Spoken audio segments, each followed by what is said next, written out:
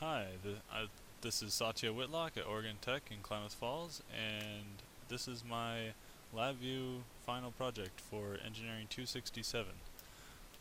This one I combined the oscilloscope project with the signal generators project, so let me just run the front panel here. And you can see that my signal generation, I have DC, sine, square, sawtooth, and triangular, and I can control the noise on here, the amplitude, frequency, and this is the offset, but for the oscilloscope it'd be volts.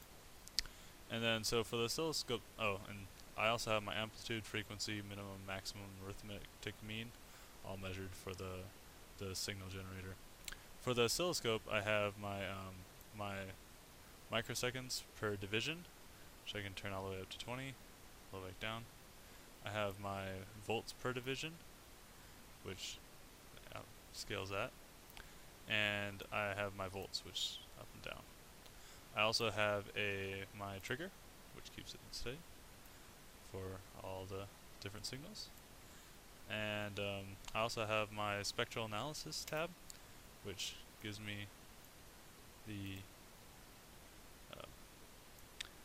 where that position would be, as you can see there.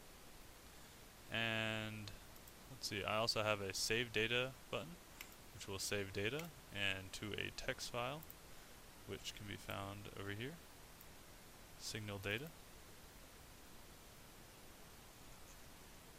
And I also have the volts measured from peak to peak, the stop, and all that.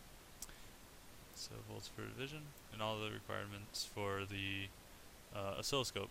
I have a stop, and this is the block diagram that I made the whole thing with. You can pause anytime if you'd like to review what I did. And thank you very much.